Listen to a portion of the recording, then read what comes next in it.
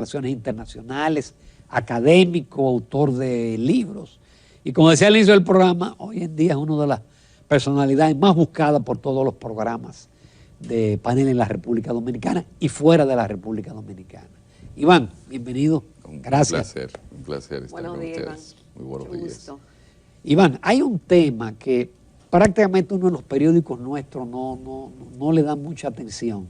Sin embargo, en la prensa global sí, e incluso hay una cantidad de obras que se han escrito en los últimos tiempos con el tema de la relación entre China y los Estados Unidos.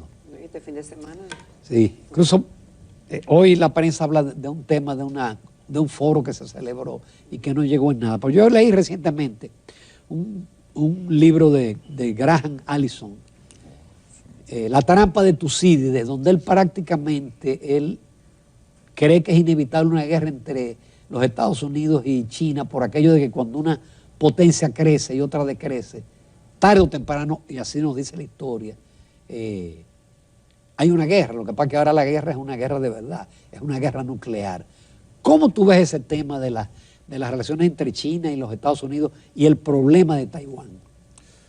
Aquí lo que nosotros tenemos que ver es que el planteamiento de Allison no está distanciado de lo que ha sido el discurrir de la especie humana. De hecho, lo que Allison hace es que toma el referente de las guerras del Peloponeso, de Tucídides, y dice, miren, cuando dos potencias se ven, una en declive y otra que va creciendo, los casos que hemos analizado indican que es guerra, la mayoría de los casos, a menos que suceda como en la Segunda Guerra Mundial, que Reino Unido se vio muy debilitada y entonces Inglaterra dijo, espérate, si los Estados Unidos no me ayudan, los alemanes me van a comer.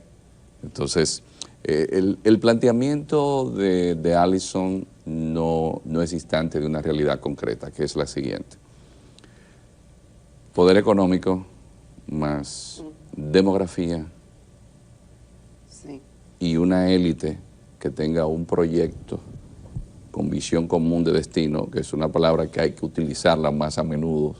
Visión común de destino. Visión común de destino, porque los imperios lo construyen las élites.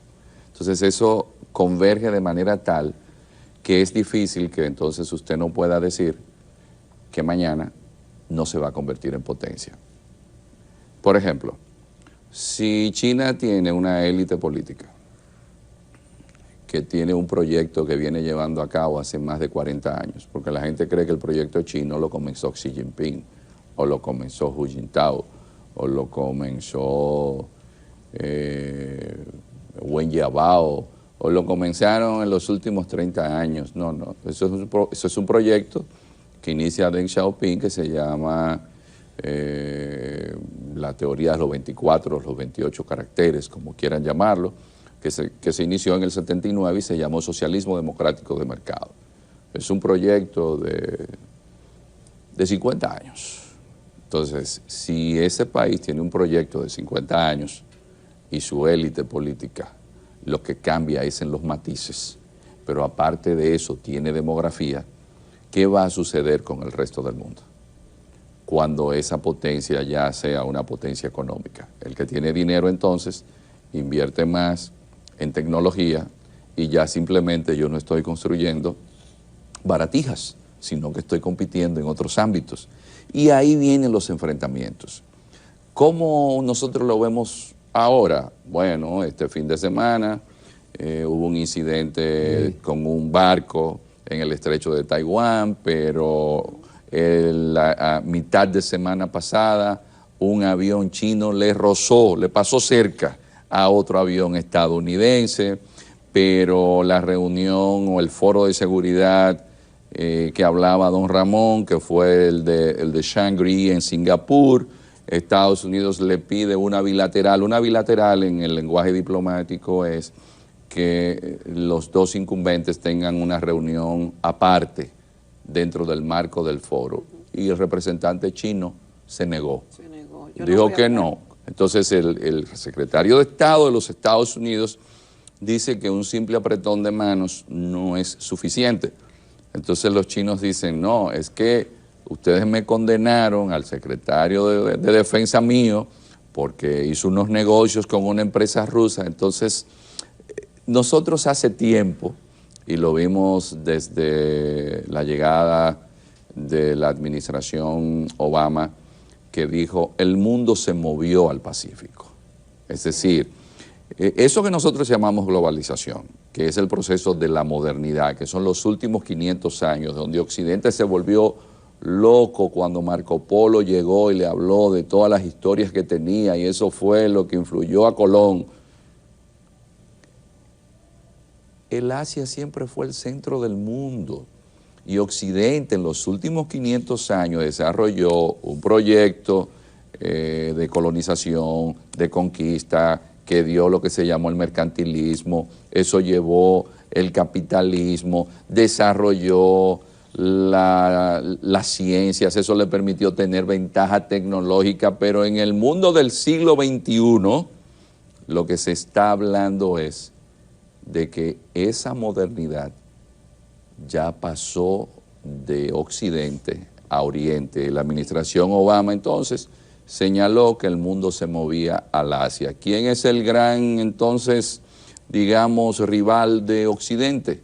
Como lo vemos todos los días, es China. ¿Cómo nos afecta eso?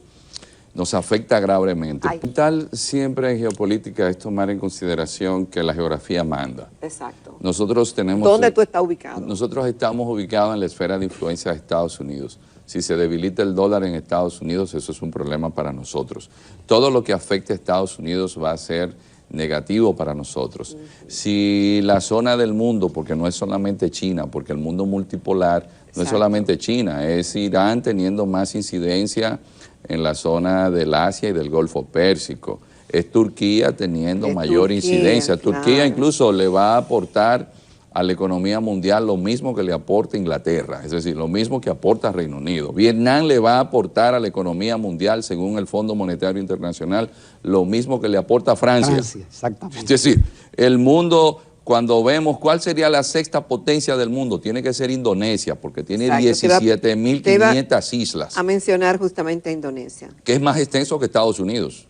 Es decir, Indonesia es 25% más extenso que usted salir de Nueva York a la costa oeste. Entonces, no es solamente Indonesia, es ir a India, que ya tiene más población que China, pero que tiene un proyecto hinduista.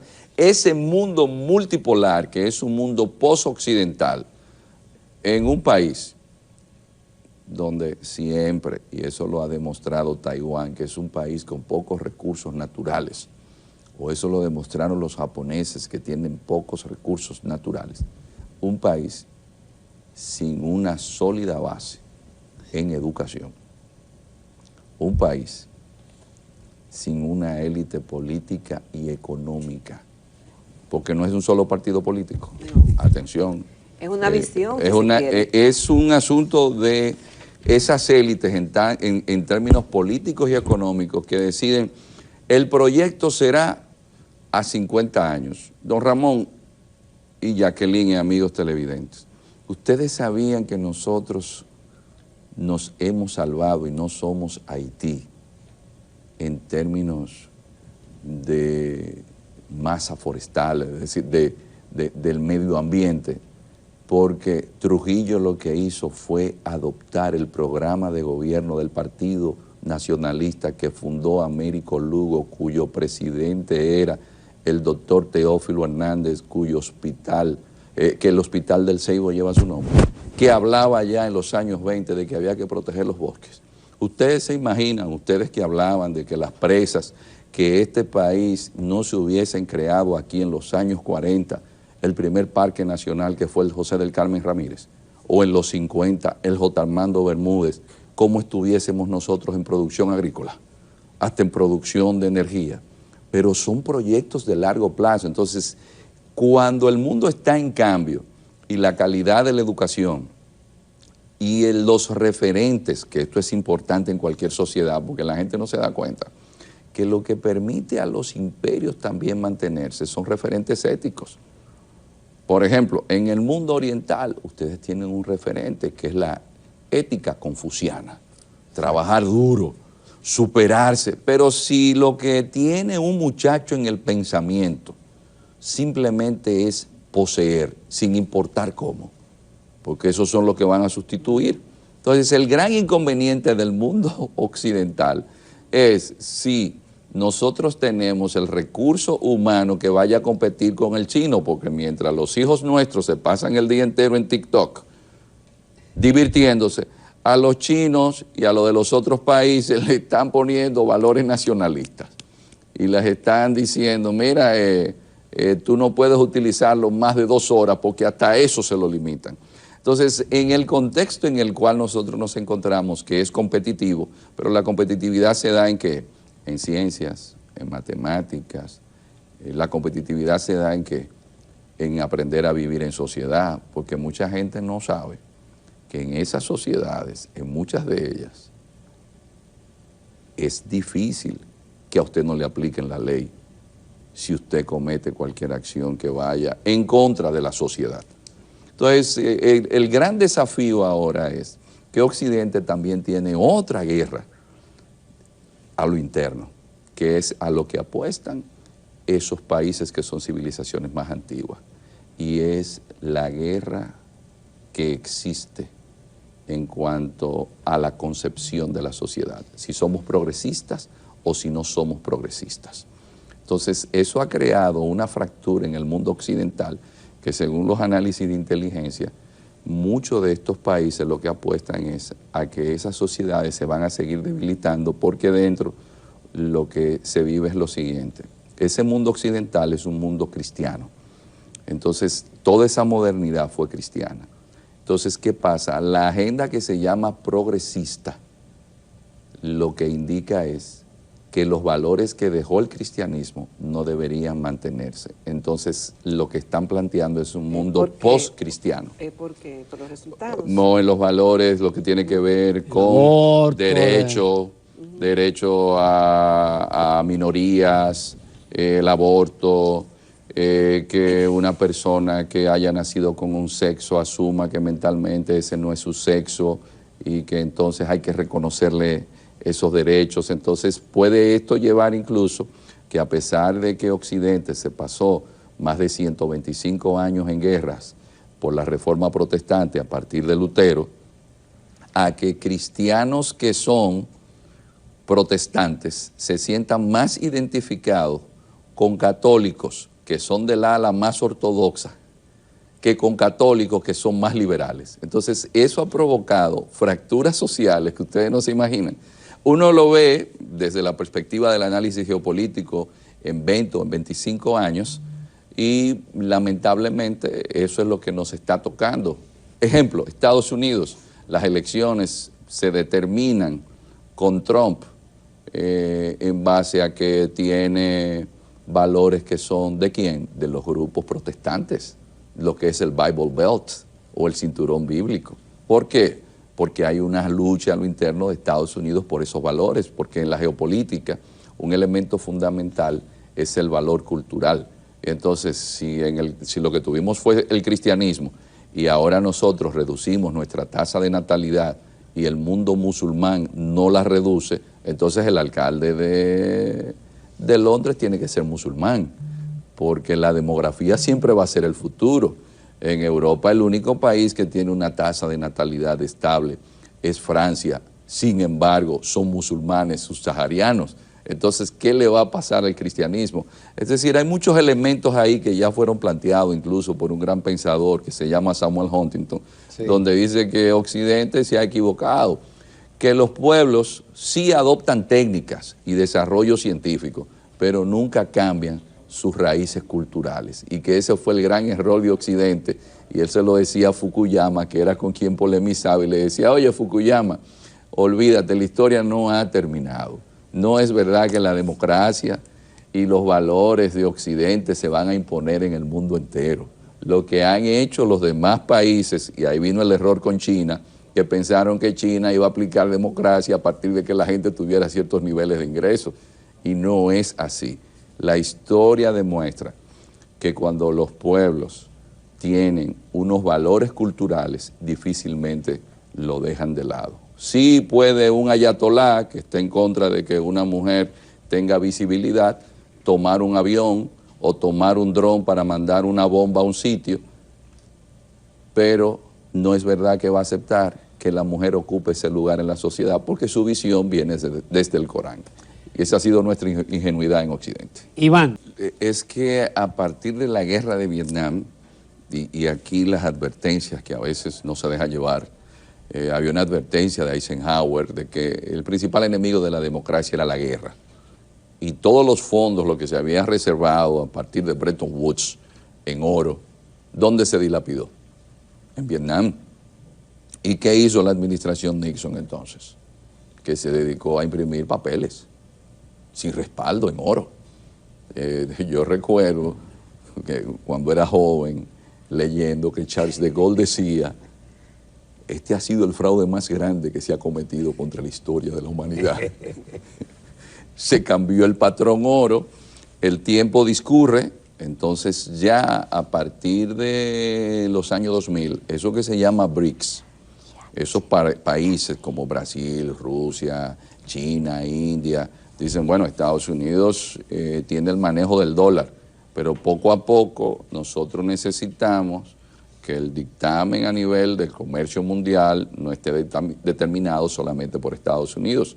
¿Y qué pasó? Poco a poco hemos visto, por ejemplo, que desde hace 2 semanas Argentina ya le está vendiendo la soya a China en yuanes. Entonces, poquito a poco, la utilización del dólar se ha ido reduciendo. Pero esto como parte ¿de qué? De ese gran cambio geopolítico que hablaba Jacqueline del mundo multipolar. Ya nosotros estamos más grandecitos. Nosotros vamos a utilizar nuestras monedas, pero creamos un banco. Porque aquí, don Ramón, es importante decirle a los amigos televidentes que se creó un banco que está prestando y no necesitan esos países del Fondo Monetario Internacional, que la presidenta de ese banco que está en Shanghái es la antigua presidenta de Brasil que le dieron el golpe de Estado, que se llama Dilma Rousseff. No me digas. Sí, es decir, el mundo ya no está donde se encontraba antes.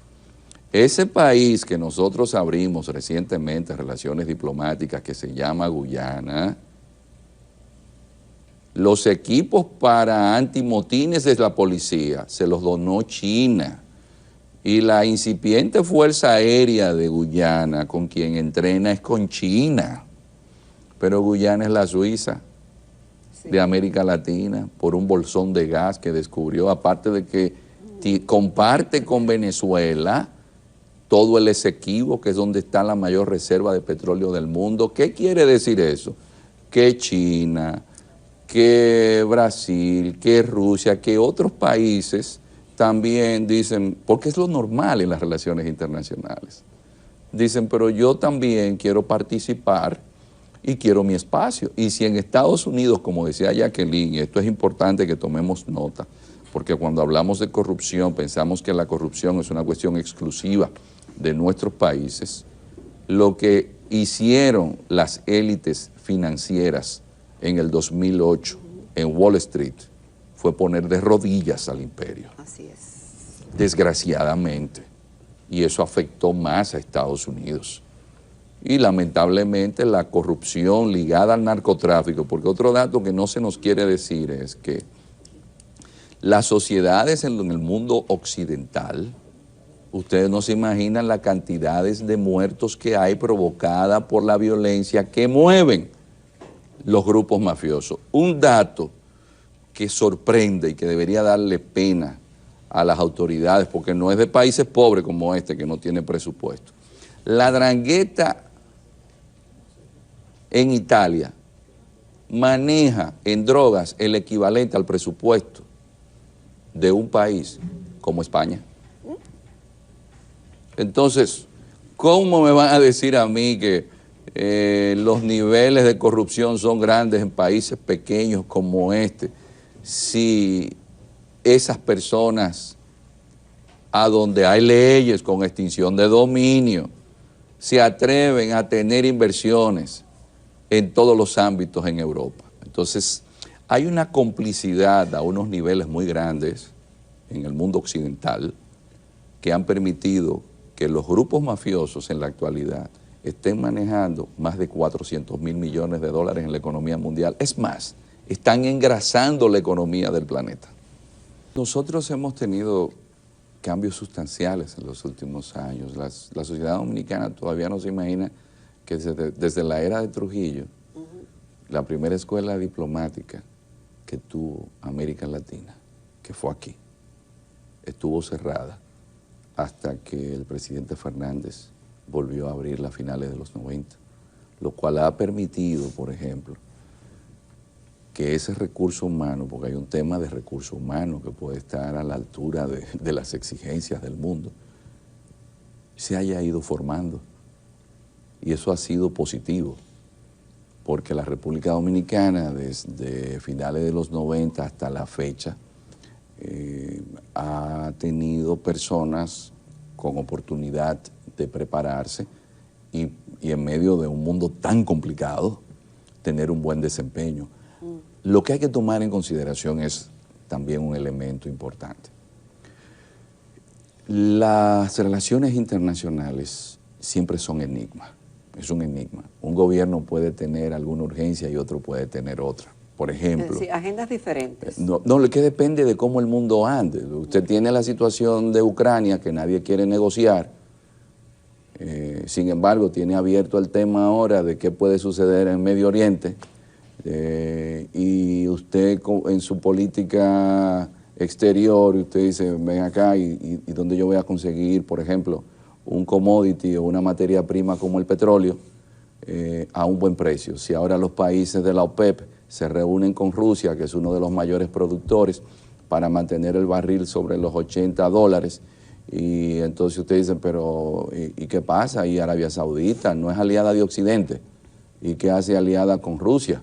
Y eso, ¿qué incidencia tiene? Bueno, en cada uno de nosotros va a tener un efecto en el costo de los combustibles, pero no es algo que pueda manejarlo, no importa el gobierno que llegue. Pero está bien, pero ¿quién debe manejar esa información y tomar decisiones al respecto?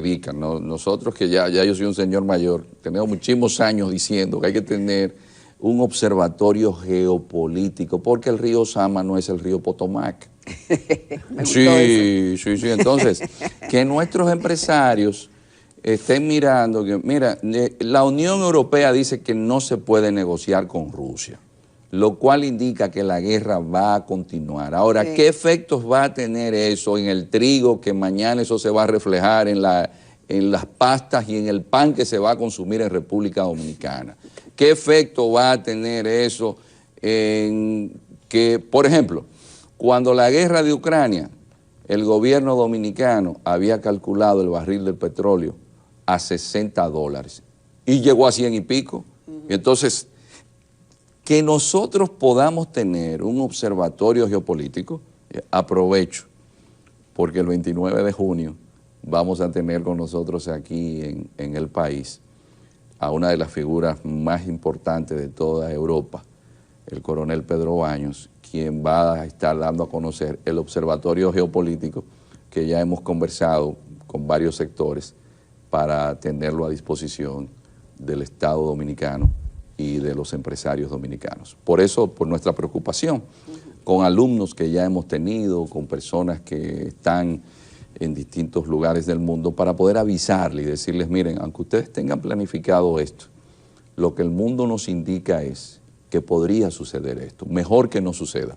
Pero de que exista un observatorio, no existe hasta el momento, alguien que esté puntualmente, pero sí la Cancillería, yo sé que han estado dando asesoría y preparando jóvenes en ese ámbito, y siempre las embajadas envían una que otra información, pero un observatorio como fuese, por ejemplo, el Elcano en España, que es un centro de pensamiento, o por ejemplo, usted mencionaba a Graham Allison. Graham Allison pertenece a un grupo de intelectuales que son los que le marcan la pauta a lo que van a hacer los presidentes.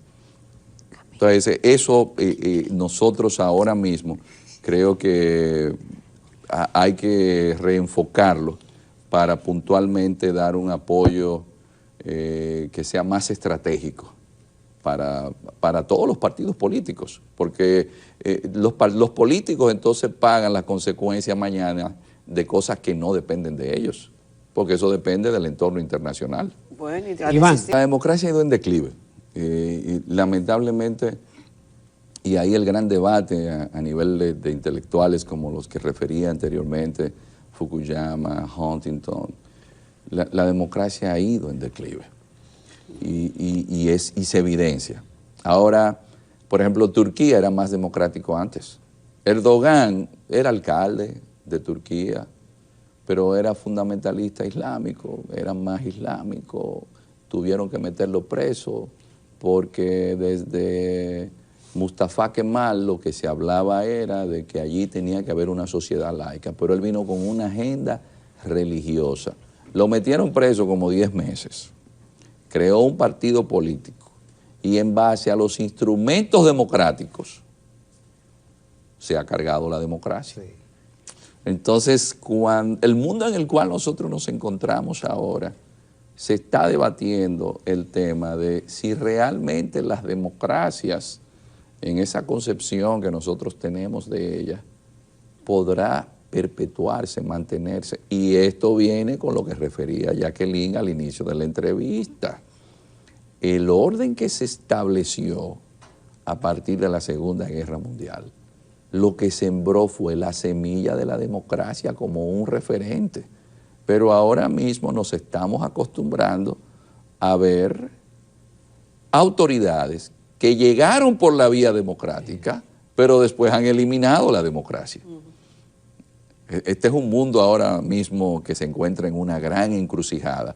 Y sucede que cuando usted ve, por ejemplo, los debates en países desarrollados, en los congresos, da pena, da vergüenza.